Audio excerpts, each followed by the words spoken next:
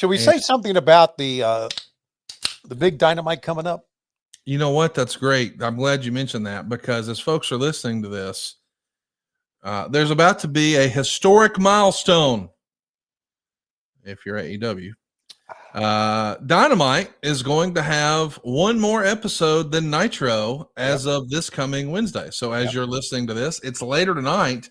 Yeah. And it's in a pretty badass venue. One of the more picturesque venues I think AEW has ever ran. Yeah. It's a part of Fenway Park too. So if you're a baseball fan, man, this is checking a lot of boxes, isn't it? It's going to be very cool. It's going to be 2 nights of live TV, live on TBS on Wednesday, live on TVNT on Thursday, and of course, streaming on Max on both nights. A live collision on Thursday, not on Saturday this week.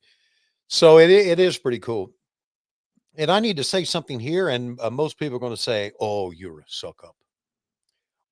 Yeah, I am. This has been. It hasn't always been a smooth road working with AEW. There's been bumps, and I'm talking about bumps that you have not seen, bumps that have not been reported by 411 Fuck Sheet and all the other stooges that pretend to be journalists. But it has had the bumps. It really has had. But when I think about what this company has done and what Tony Khan has done for everybody who works backstage, he gave us new life. He completely changed our lives. Everybody who works for him, he changed our lives, especially people in the front office. So that means a lot. And so when he talks about this being a special moment, he's talking about it because he loves wrestling on a nostalgia level, like we do. And so it's Tony has done a lot for us. So I'm going into this show on Wednesday thinking about what Tony has done for us and some of the things he's come up with that have helped things out. You know, right now, uh, Tony Storm, Timeless Tony Storm, is probably the biggest woman star that we have. Well, not probably is the biggest woman star we have, and that's because it was a character that Tony Khan developed. Tony Khan came up with the idea. RJ City took the idea and, of course, wrote some scripts for it and everything. But it was Tony's idea, and he's come up with some very good ideas for us uh, over over the last 6 years. If you think about Stadium Stampede, if you think about the double cage or going up on top of the double cage, he's come up with some very, very good ideas for us.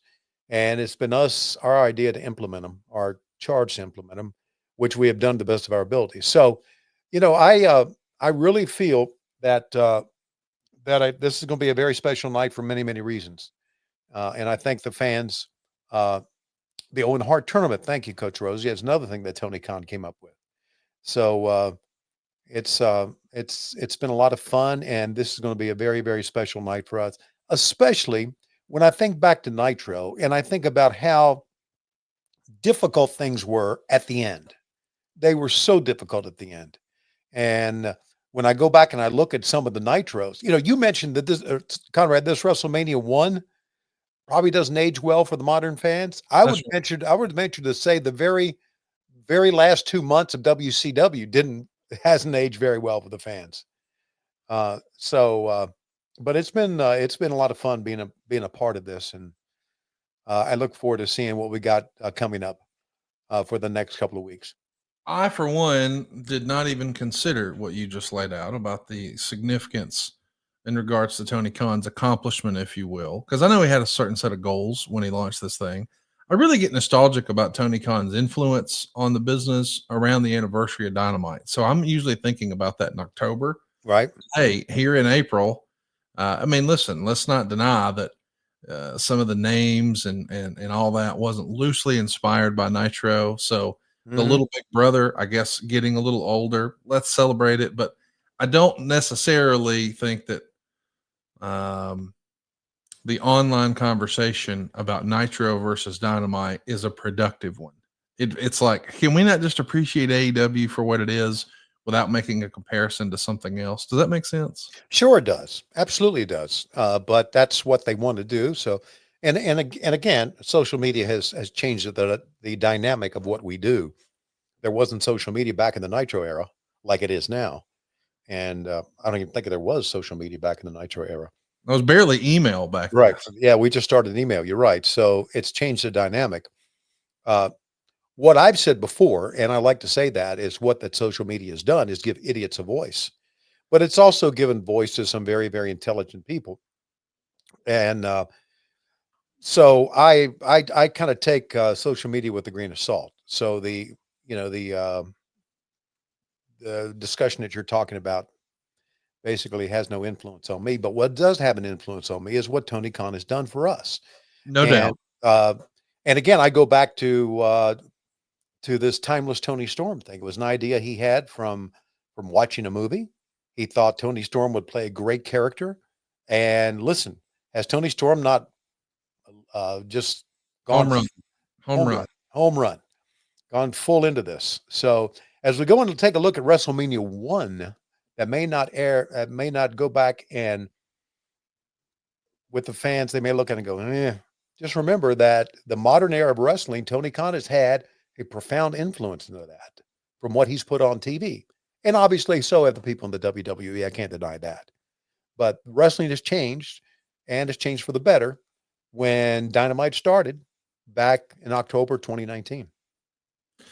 Want to give a quick shout out to a friend of the show, part of the family, Coach Keith Morrison, who says, "What's up, guys? I need help and prayers for my ad-free family. Had to put my 14-year-old dog down Oh, today. It hurts like hell. His dog's name was Nick." oh And man. Coach Keith continues, "I'm hurting so bad I couldn't even go into work tonight." I don't blame you, Man, Nick. Yeah. just considering what you went through not all that long ago with Bug, I know this one hits home for you.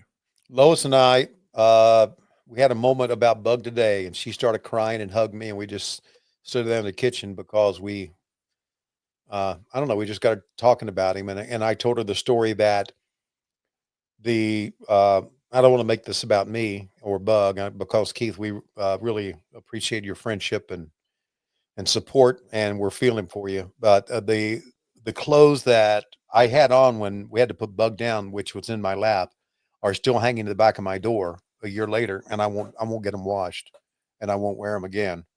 Um, but losing a dog, the thing of it is, George Carlin said on one of his routines a long time ago because he was a dog lover. He said, "When you get a dog, you know the deal.